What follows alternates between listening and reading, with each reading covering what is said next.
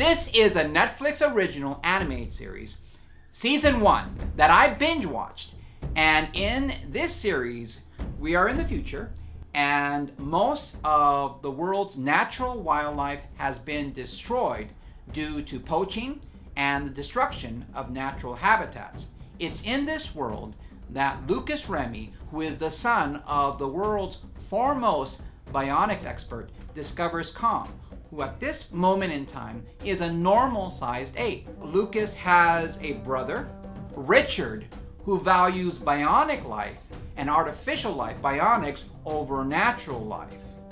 As the family adopts young Kong, there is a resentment because Richard feels that Kong is drawing attention away from his brilliant bionic invention. Years into the future, he frames Lucas and his best friend, who is a pilot and brilliant inventor, Jonesy, as well as the veterinarian, Amy Kwan, and her younger brother, who is an animal whisperer, Danny Kwan, as well as housekeeper / nanny, Anita, and Anita's niece, Panchi, for crimes that they didn't commit, and they are fugitives. So let's start with the animation. How is the animation? Well, I thought the animation was at best pretty good. I mean, it was more like okay.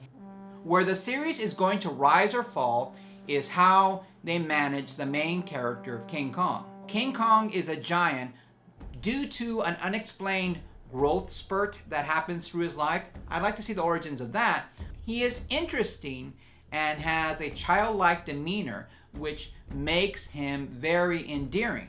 However, they feel a need to give him powers by the means of tech. Now, one of these powers are these energy gauntlets, which allow him to deflect lasers a la Wonder Woman, as well as, spoilers, a jetpack and camo gear, and as a result you have a Super Kong. Don't get me wrong, I like the fact that now he has a believable edge over any kind of aircraft, but I'm thinking, Super Kong? Really? Why was this necessary? But what about the supporting cast? Well, this is where the series both hits and misses, because you do have some very cool supporting cast members. My favorite being Jonesy, who next to King Kong is probably my favorite character. He's funny and charming, and I really think that there is an underrepresentation of brilliant African American inventors in fiction, so it was really cool to see the character of Jonesy. Amy Kwan is very likable and cute and is a fresh take and doesn't fall into any kind of Asian stereotype. She was very endearing also. And also, even though I thought there were moments where I thought they were trying too hard to make him the cool kid, her younger brother, Danny Kwan, is very interesting. Where this series misfires is that, number one, they have the main character, Lucas, be kind of bland and not really all that interesting. But the thing that really got me, and it really got me, was that you had the two Hispanic characters in the form of Rita and Panchi be the most blatant stereotypes. Rita does this really terrible Sofia Vergara-like caricature accent, and if I was Sofia Vergara, I'd be like, hey, you know something, that's not cool. And so these accents, and come on now, Panchi, her name is freaking Panchi. You couldn't give her a normal name like Maribel or Veronica or Luisa. She had to be Panchi, Panchita. Come on now, guys. Seriously, are we in 1936 or in 2016? I'm gonna give the creators of this show a little bit of free advice.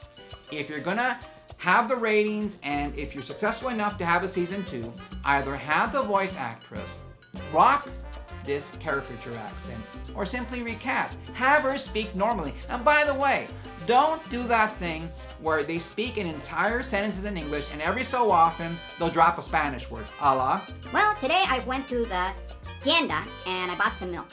The milk was very bueno, and me encantó because milk is awesome. Either you have her speak sections where it's all Spanish or it's all English. Because speaking as a Latino, it just was really difficult to get through. What about the main villain, Richard? Well, he had this stereotypical cyborg face, and he was kind of annoying. He kind of had like this cowardly villain vibe going for him. And his assistant, okay, he's got this hot anime inspired assistant, because kind of like if you can check off every possible stereotype of a hot anime character, here's what you would have. Okay, she's got the hair. Yeah, okay, she's got this stereotypical hair, and she's hot, and she knows every single martial art, check, and she is super strong, check, and she runs like the Terminator, check, and she can access computers and is constantly reminding us how much superior she is to organic life. As interesting as she was, it seriously was kind of comical just to see every single trope of the hot female assistant paraded. I'm gonna give this first season a C-. Alright guys, well, that's all for now. I hope you're having an awesome day, and I look forward to talking to you again. Don't forget, you can follow me on Facebook, you can follow me on Twitter, and you can follow me on Tumblr at Lord Coyote 2000. Have an awesome day, guys, because you are awesome people. Take care now. Bye.